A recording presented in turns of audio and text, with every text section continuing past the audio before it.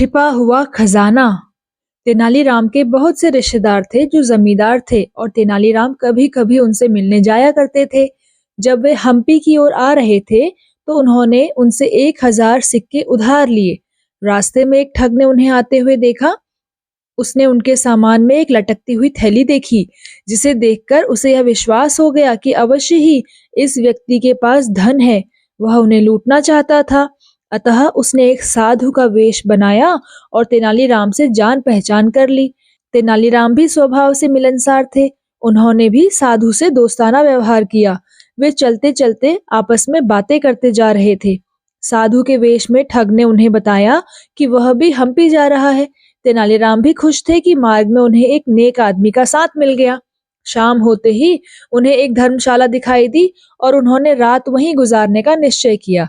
कुछ देर तक तो दोनों आपस में बातें करते रहे और जब रात अधिक हो गई तो वे अपने अपने बिस्तर पर जाकर सो गए। ठग तो तेनालीराम के सोने का ही इंतजार कर रहा था। उसने जैसे ही देखा कि वे गहरी नींद में सो गए हैं, वह अपने बिस्तर से उठा और उनके सामान की तलाशी लेने लगा। उसे वहां कुछ भी नहीं मिला।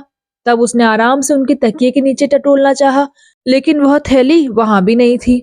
हार कर जब उसे कहीं भी कुछ नहीं मिला तो वह वापस अपने बिस्तर पर आकर सो गया।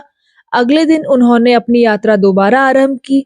शाम होते होते उन्होंने फिर से एक अन्य धर्मशाला में रात गुजारने की सोची।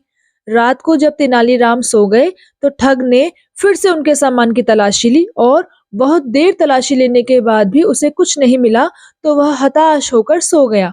वह गुस्से में था और निराश भी हो रहा था कि उसके हाथ कुछ भी नहीं लगा। अगले दिन जब वे अपनी यात्रा पर थे तो वह अपने आप को रोक नहीं सका। उसने उत्सुकतावश तेनालीराम से पूछा, आप इतनी लंबी यात्रा कर रहे हो और मुझे पूरा विश्वास है कि आपके पास अवश्य ही धन भी होगा, लेकिन आप रात को उसे कहाँ रख कर सोते हो? मैं बस यूं ही जानना चाहता था, क्योंकि सराय और धर्मशालाओं में चोर और ठग भी होते हैं और इनसे अपने सामान की निगरानी करना आसान नहीं होता। अगर आप मुझे बता देंगे कि आप अपना धन कहाँ सुरक्षित रखते हैं तो मुझे तसल्ली हो जाएगी कि आपको कोई ठग नहीं सकता।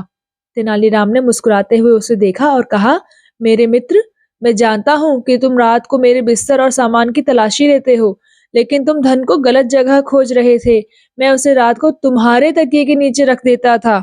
मैं जानता था कि तुम सब जगह उसे ढूंढोगे, लेकिन कभी भी अपने तकिए के नीचे नहीं देखोगे। बेचारे ठग को काटो तो खून नहीं।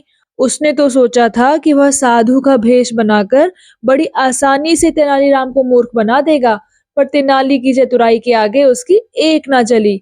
उसने उसी दिन बहाना बनाकर तेनाली से विदा ली। वह जानता था कि वहां उसकी दाल अब नहीं गलने वाली।